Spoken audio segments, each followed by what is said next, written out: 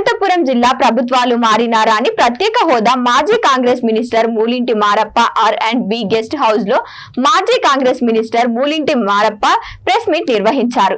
ఈ సందర్భంగా ఆయన మీడియాతో మాట్లాడుతూ ఎన్ని ప్రభుత్వాలు మారినా రాష్ట్రానికి ప్రత్యేక హోదా తెచ్చే ఆలోచన చేయడం లేదని, ప్రధానమంత్రి మోదీ రామ మందిరంపై 25,000 కోట్లు ఖర్చు పెట్టాడని, వేరే మతాలు దేవుళ్లకు ఎందుకు ఆలయాలు కట్టించకుండా వేరే మతాలకు ఎందుకు పట్టించుకోవడం లేదంటూ ప్రశ్నించారు।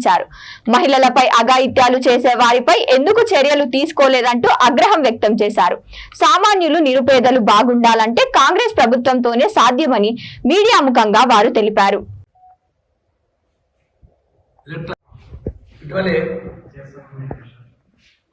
పార్లమెంట్ సమావేశాలు ప్రారంభమైనాయి, బడ్జెట్ సమావేశాలు జరుగుతున్నాయి, ఘాటుగా జరుగుతుంది। మూడోసారి ప్రధానమంత్రి అయినాడు నరేంద్ర మోడీ। మరి నరేంద్ర మోడీ ప్రత్యేక హోదా గురించి మరి చంద్రబాబు నాయుడు 164 సీట్లు 21 ఎంపీలు ఇస్తే కూడా అతను మూసేత్తలేదు। ప్రత్యేక హోదా గురించి మాట్లాడు ప్రత్యేక హోదా గురించి మరి 4వ ముఖ్యమంత్రి ప్రత్యేక హోదా ఇవ్వడం అనేది ఆ తెలుగు ప్రజల ఆత్మగౌరవం। చంద్రబాబు నాయుడు జగన్ వాడలేదు, చంద్రబాబు నాయుడు వాడలేదు, పవన్ కళ్యాణ్ వాడలేదు, కేసీఆర్ అతను స్కామ్ చేశాడు, ఈటింగ్ మీటింగ్ చేస్తే ప్రజలు కోటింగ్ ఇచ్చారు, జగన్ అదే మొత్తాలు ఇచ్చారు। ఈ రోజు ప్రత్యేక హోదా ఇవ్వడం వల్ల 90% గ్రాంట్ రావడం లేదు। మనం ఈరోజు అతను చేసింది ఏమంటే రామ మందిరానికి 25,000 కోట్లు ఖర్చు పెట్టాడు। రామ మందిరానికి ఒక రామ అదే దాని మీదే 25,000 కోట్లు ఖర్చు పెట్టాడు।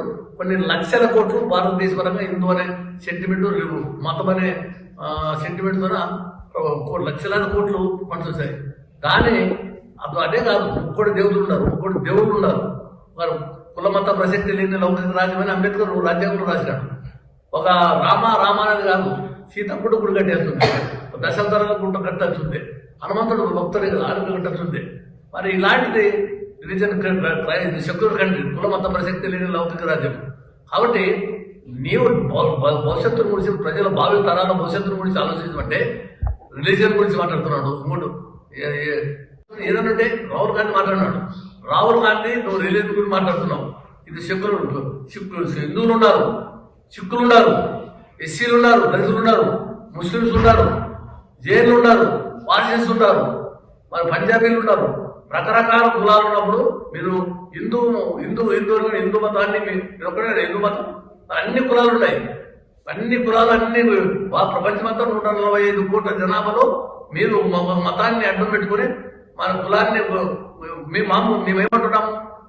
అభివృద్ధి కావాలి, సంక్షేమం కావాలి, భవిష్యత్తు కావాలి, భద్రత కావాలి, బాధ్యత కావాలి, భరోసా కావాలి, మొత్తం ఆదాని అమ్మాని మీరు మాట్లాడుకునేదంతా నేను భారత్ జోడో యాత్ర ప్రారంభిస్తే మీరు భయపడి కాశ్మీర్ నుండి కన్యాకుమారి వరకు నేను భారత్ చూస్తే జోస్ వస్తే కర్ణాటకలో గెలిచింది,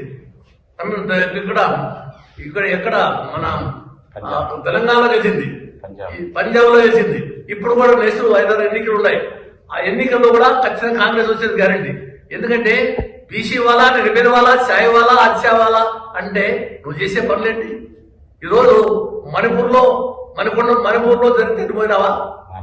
మరణకాండ జరిగింది, ఒరిస్సా, రకరకాలు నిన్న లేదు మొన్న మా ఊర్లో మారిగమ్మాయి నా కాన్స్టిట్యూన్సీ